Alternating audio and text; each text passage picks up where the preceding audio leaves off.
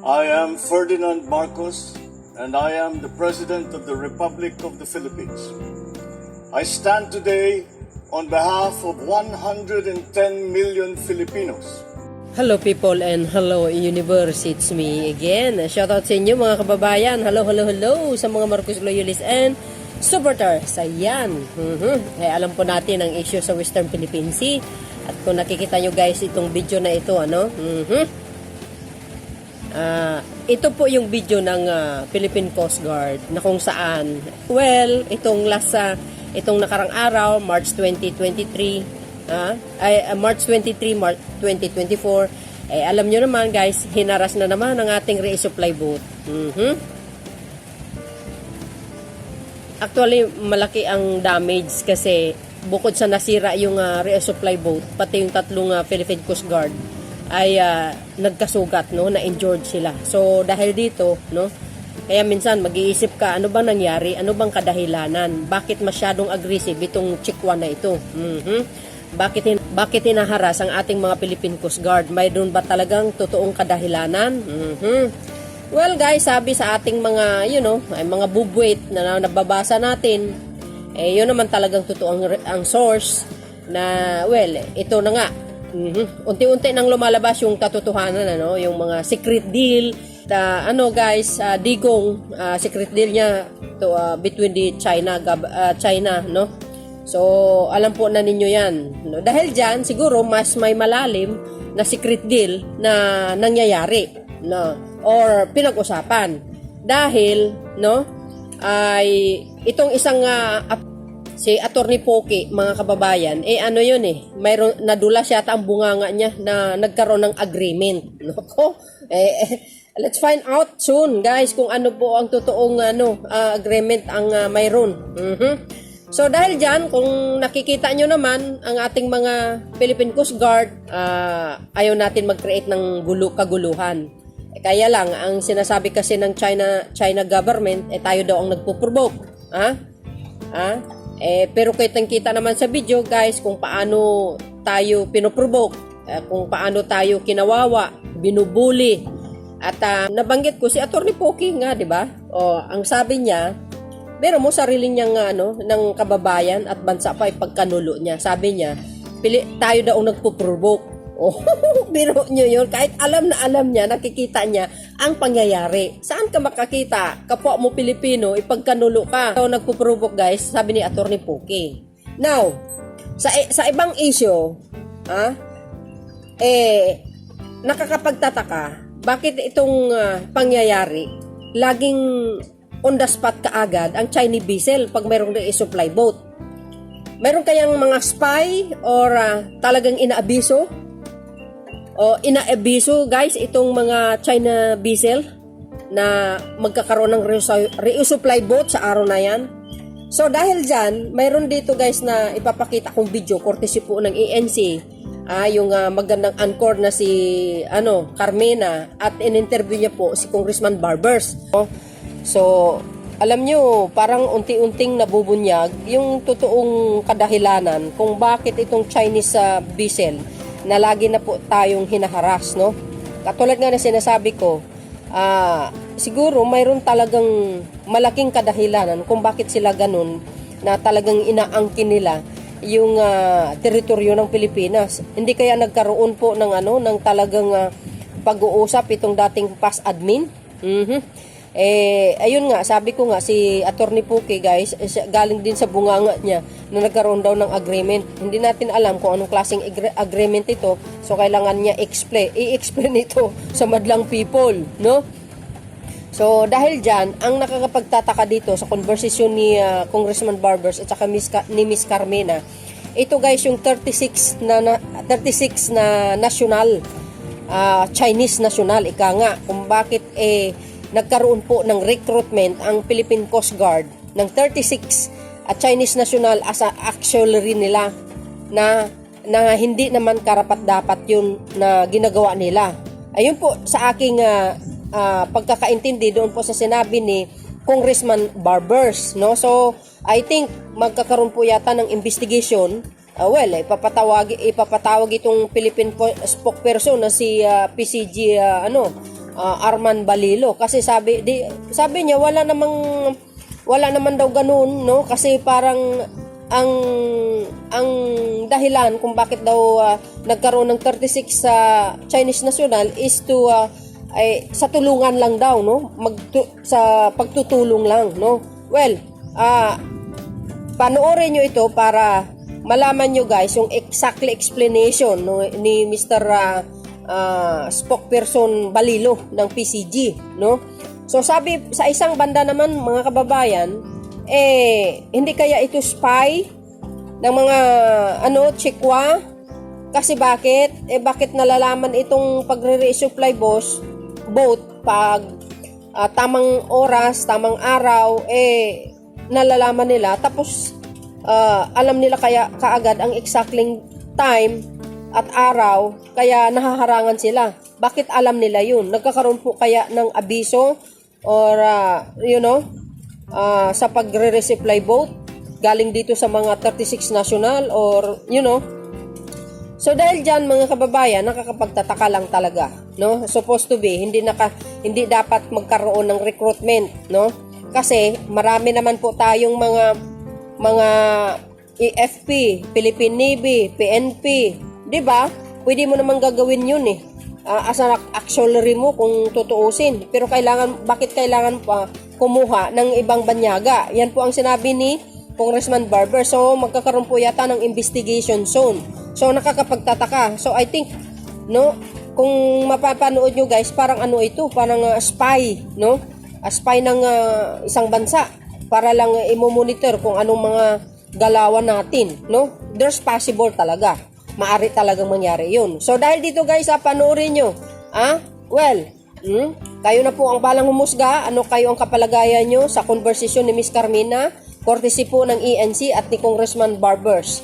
Kung totoo man ito mga kababayan, itong 36 recruitment ng Chinese national na ginagawang guys as a auxiliary, dapat tanggalin na. For what, di ba? Ito panghihimasok at hindi talaga maganda. Saan ka makakita ng ganyan? Mga kababayan, nagre-recruit ka ng mga banyaga. Alam nyo, kahit kanino nyo itatanong, kahit sa pinakamataas na opisyal ng sandatang lakas ng Amerika, sasagutin kayo talaga na no, hindi talaga pwede yan.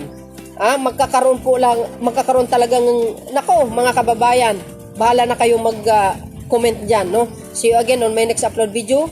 At bye. Babus, God bless Philippines. Ayan, kasi dapat wag kayong bumoto ng pro-China. O edi nabudol tayo, kaya yan ang nangyayari ngayon. Hinaharas na tayo sa paggagawa ng isang tao. Ang blaming dito mga kababayan is walang iba, and you know kung sino yun. So, bato-bato sa langit, ang tamaan wag magalit. Pag-inggit pikit, bakit? Nga. Eto na, babus. The Philippine Coast Guard as part of its auxiliary force. PCG Commandant Admiral Ronnie Gavan disclosed this as the House deliberates a bill seeking to reform and reorganize the agency.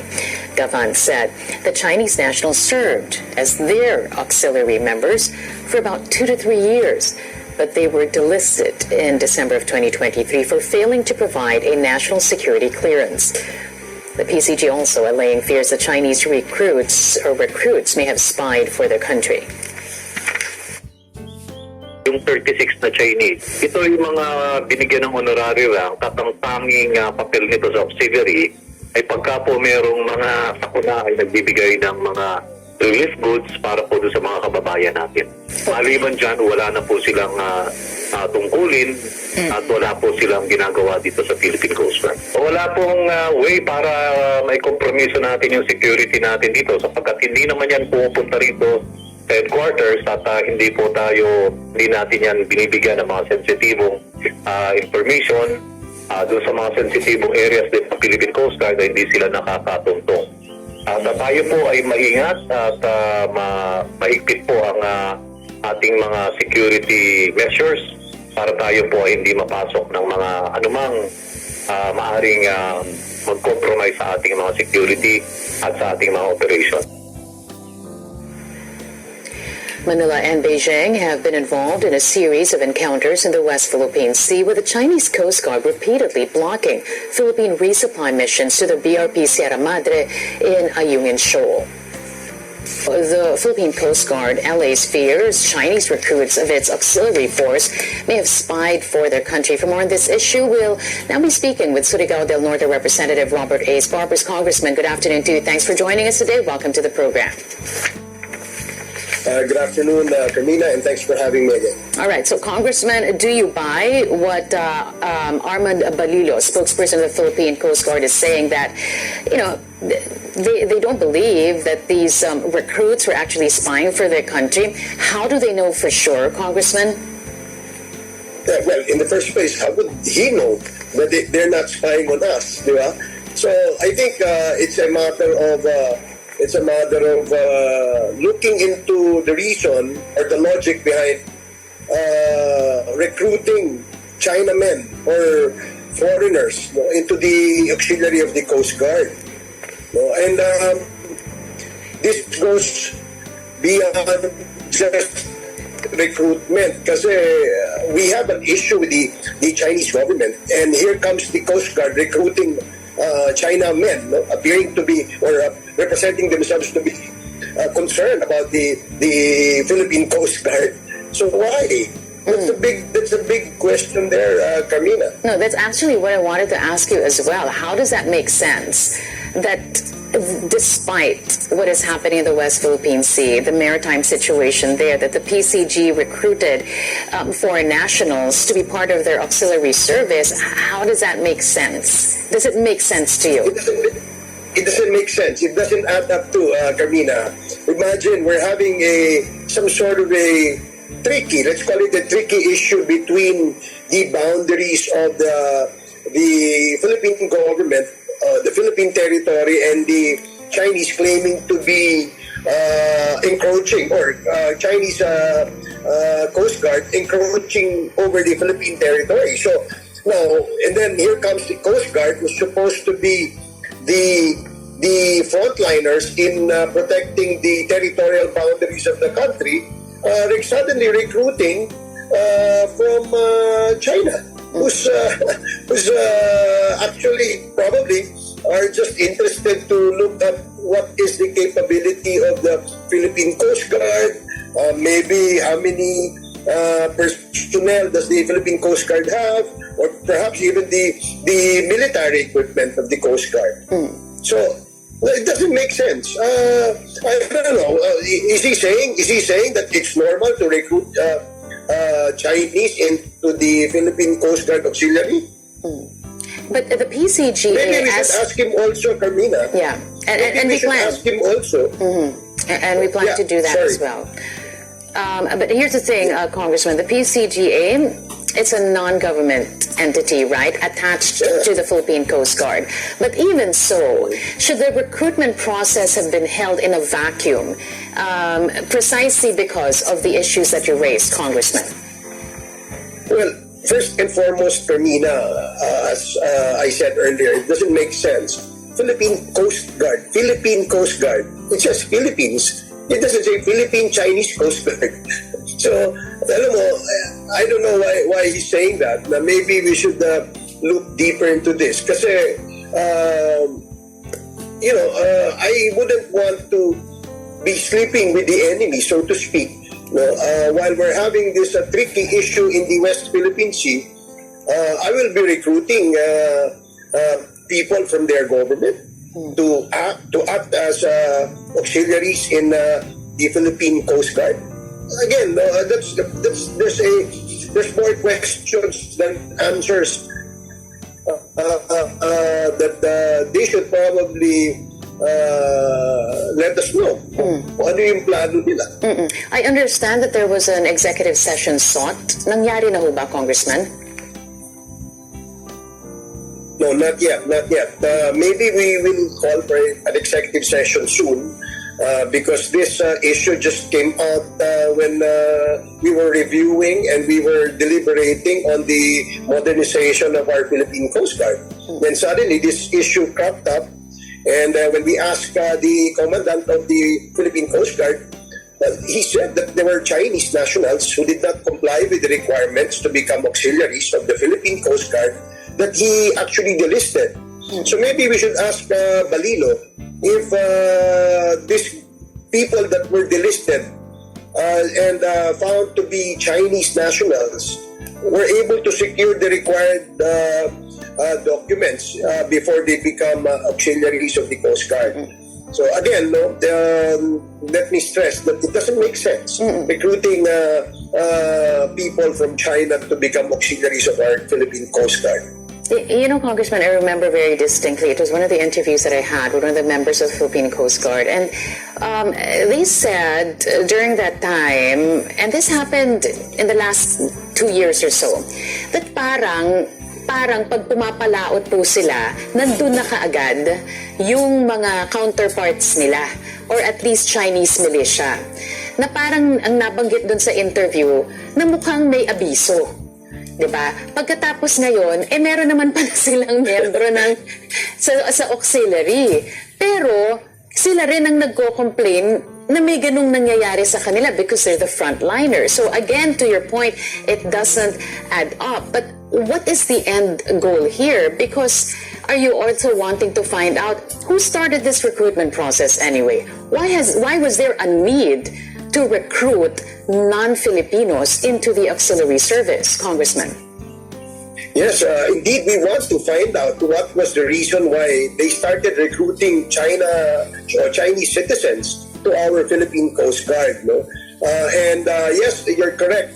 We also received information that our Coast Guard are complaining that every time they are going to deliver supplies to the Ayungin Shoal for our BRP Sierra Madre, they are surprised and being confronted by Philippine Chinese Coast Guard in the area. So it's like, as you said and appropriately said, merong abiso na nangyayari. And exactly the reason why we said that they're probably spying on us. And hindi yung depensahan natin yun. Dapat pag-imbestigahan natin, bakit nga ba ganun? Diba? It's not a simple just recruiting and they want to have, right. That's a big no-no. They're Chinese citizens. They're not Filipino citizens. And to the point that they said that they were already delisted, but Congressman, it took them 3 years to even delist. What does that tell you? That's correct. Well, first of all, I'm glad that the commandant now, Commodore Gavan, took an immediate action when he found out that these people that were delisted are members of the Philippine Coast Guard Auxiliary that did not comply with the documentary requirements. More importantly, they're not Filipino citizens. So there's no logic why the Philippine Coast Guard will recruit Chinese members, probably spies or probably militiamen of the Chinese government. So I don't know why they're trying to defend that. Some members and officers of the Coast Guard are defending that. I don't know why. I don't know what benefit do they get when they recruit Chinese nationals in the Philippine Coast Guard. Baka naman nga meron. Ano kaya? Well, I don't know. I really don't have any idea because in the first place, I wouldn't want to see auxiliary or Coast Guard auxiliaries that are not Filipinos. Nangangailangan nga tayo ng mga Pilipino dyan sa area yan. Ba't natin lalagyan ng Chinese? Hindi ba? So, it doesn't make sense, really. Add to the fact, I mean, it's at the very least, Congressman, ang nakikita dito is that they use the PCGA to legitimize their stay here. At the very least. Well, yes, maybe. I couldn't confirm that, Carmina, but perhaps that's one strategy to legitimize their stay in the Philippines.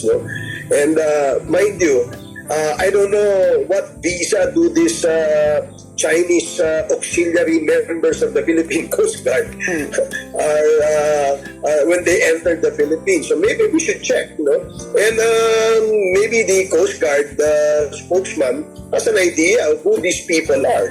And first and foremost, we'd like to know why and when they started recruiting all these Chinamen in the Philippine Coast Guard Auxiliary. And do you know for sure, Congressman, if the PCGA has been purged of these non-Filipino nationals?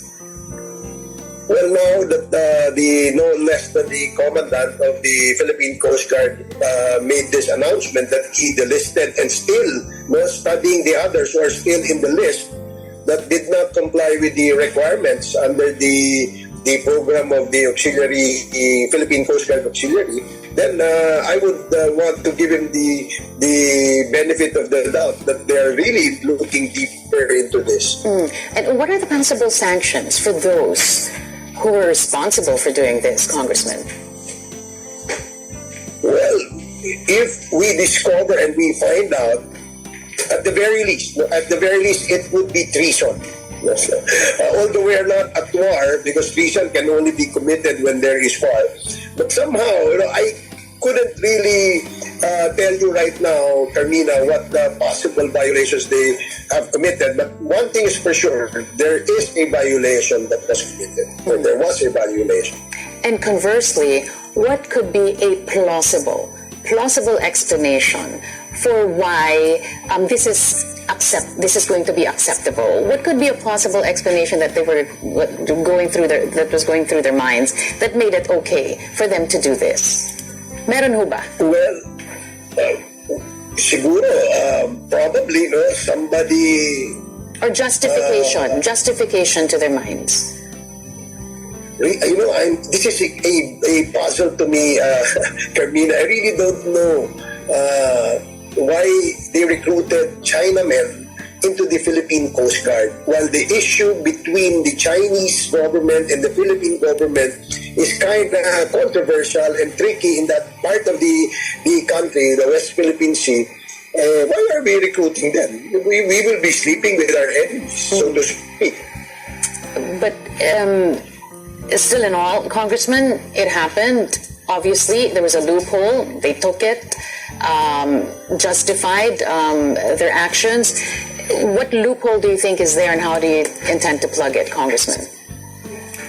We're presently currently deliberating on the Philippine Coast Guard Modernization Bill, and perhaps we will scrutinize carefully how the Philippine Coast Guard and the auxiliary PCGA will be able to come up with a stringent regulation as to the recruitment of the auxiliary members. So maybe we'll probably emphasize that we cannot recruit foreigners into the Philippine Coast Guard auxiliary. So I don't know. That's not very clear to those who recruited these Chinamen. But this time we will make sure that it's going to be clear and concise, so to speak. I don't know what's more ridiculous for me, Congressman, the fact that it happened and the fact that we have to talk about this, that it has to be explained. I mean, as you said, it doesn't make sense, but hopefully it will in the coming days. Please keep us posted. But in the meantime, we'd like to thank you for joining us today. Really appreciate it. They can give us a justifiable reason when we do have our executive session. Then probably we will we'll bring it out the open. But what would be acceptable to you? Go ahead. Well, if maybe it could be acceptable in the sense that these Chinese men were businessmen in the country will probably donate equipment to the Philippine Coast Guard. But more than that, I don't know. You're even laughing as you think about it. I feel like big puzzle to me. I really don't know what gave them the idea to recruit Chinese nationals to the auxiliary. All right. As I said, keep us posted, Congressman. We're counting on you. Thanks again. Congressman Robert A. Barbers there joining us.